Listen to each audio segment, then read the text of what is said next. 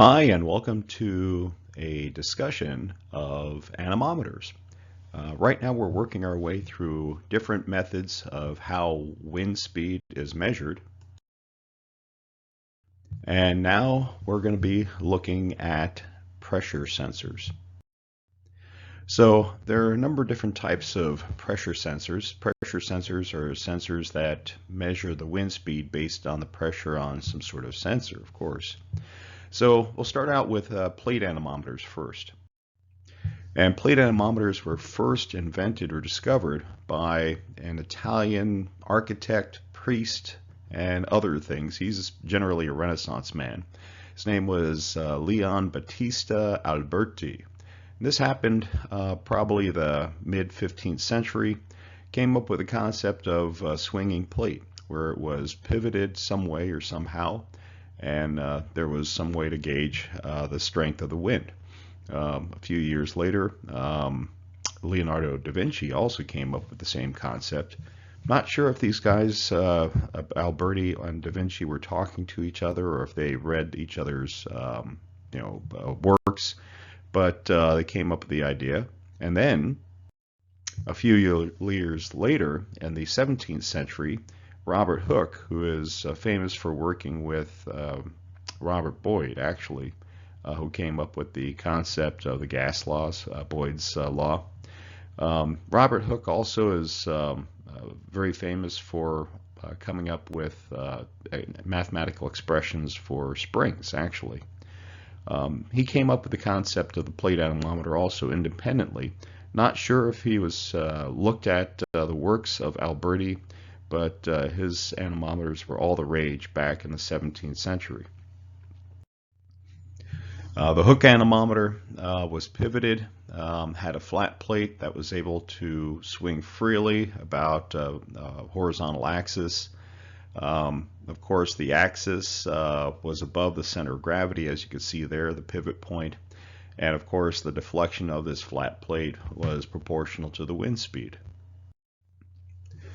After that, there were several other types of anemometers, of different plate anemometers that used different objects to indicate the wind speed.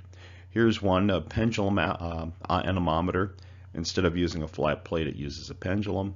And then, of course, there's a scale there for measuring the wind speed. You can also see in this a little device, kind of like a wind vane, that'll orient the wind at the plate or the pendulum anemometer into the wind. So here's a little bit behind the theory of plate anemometers. Of course, what we're really measuring is the drag force that's caused by the wind on the plate. So the drag force, of course, is proportional to the wind speed. It's very similar to the lift equation. If you're familiar with the lift equation, where it's the velocity squared, or in other words, the dynamic pressure. So if we solve for the wind, you can see that it's the force divided by a couple other coefficients, like the coefficient of drag. Of course, it depends upon the density of the air and also the size or the area of your plate or pendulum.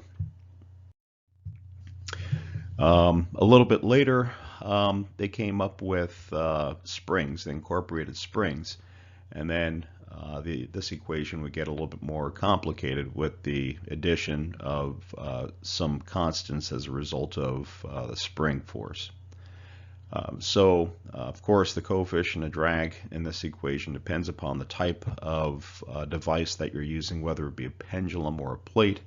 And then, of course, without the spring, you'd have gravity as the restoring force. Otherwise, you have an additional force of a spring force. So the pluses with plate anemometers is that they're simple and rugged, but the cons is that, of course, they're nonlinear, as the equation relates. Also, they're variable in sensitivity. They flutter in unsteady wind. Also, they don't pick up very light winds very well. So there's a threshold, a higher threshold, and then, of course, turbulence as the plate varies with gusts of wind. It's not instantaneous, and there is some drag, a little bit of slowness in its response. Another type of pressure anemometer is the tube anemometer. And the tube anemometer is one where a tube or a port is placed or oriented in the direction that the wind is coming from, and that's known as the pressure head.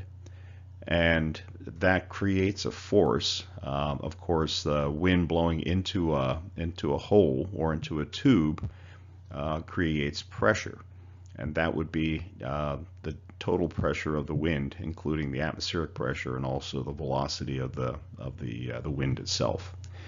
So if you're able to take the difference between atmospheric pressure or the static pressure and the dynamic pressure or the total pressure, you would get the wind speed. You would actually get pressure, which is proportional to wind speed. So the tube anemometer was perfected or designed by a gentleman named William Henry Dines, who was a British meteorologist back in the 19th century. And actually, this was the standard with the British Meteorological Service for a number of years. So this is what the British tube anemometer looked like, or the Dines anemometer.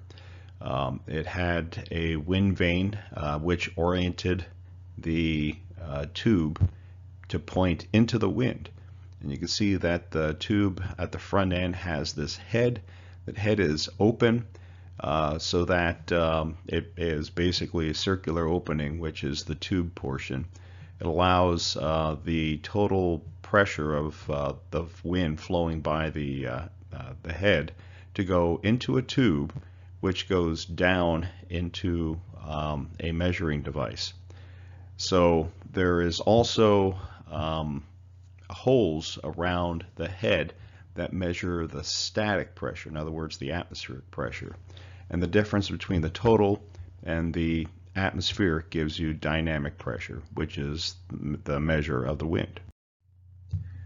So the head measures the total pressure. Of course, it's rotated into the direction of the wind through the wind vane.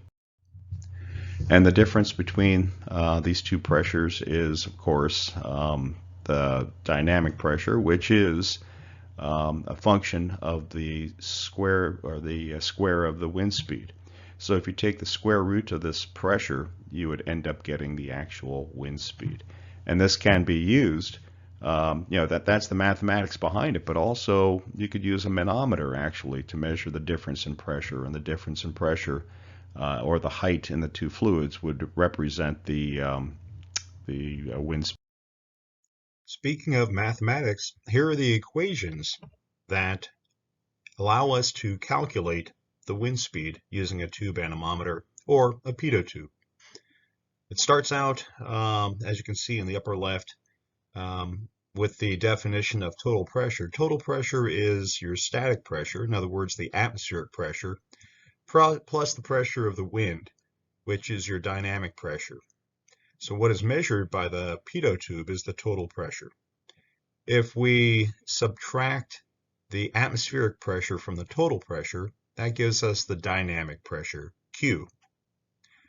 We also know from Bernoulli's equation that dynamic pressure, Q, is equal to 1/2 rho v squared, where rho is the air density and v squared is the velocity of the wind.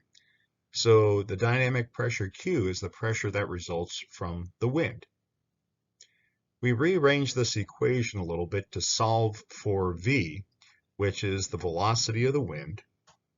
And then knowing from the ideal gas law that P is equal to rho RT, where P is your atmospheric pressure, rho is the density of the air, T is the temperature, and RD is the gas constant. Solving for the density, we can stick that back into the equation for the velocity of the wind, and we get a new equation. So to calculate the velocity of the wind using a pitot tube or a tube anemometer, you need to know the air temperature, you need to know the total pressure right at the pitot tube, you need to know the static pressure, typically measured with a static port, and that is your atmospheric pressure. And calculating that and taking the square root gives you the velocity of the wind, and that'll be in meters per second. So another method to measure wind speed is the windsock, and this is a very common method, especially at airports. Here's the definition of a windsock. Windsock is a conical textile tube that's designed to measure, of course, indicate the wind direction, also wind speed.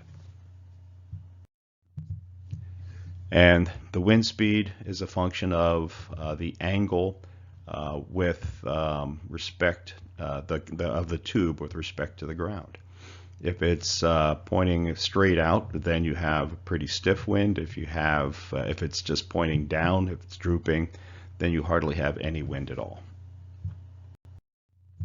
There is an FAA standard for windsocks. For a windsock standing straight out, believe it or not, the standard is 15 knots when it's fully extended. So if you see a windsock fully extended 15 knots, if it's an FAA standard windsock, then you know the wind is at least 15 knots or greater, and anything less than that is less than 15 knots. There's actually, believe it or not, also an advisory circular for windsocks, and the windsock needs to start recording wind or indicating winds of 3 knots or greater. And at night, windsocks should be lighted so that aircraft flying over trying to land can look at the windsock, estimate the wind speed, and then figure out the direction that they need to land. So that is all for pressure sensor type anemometers.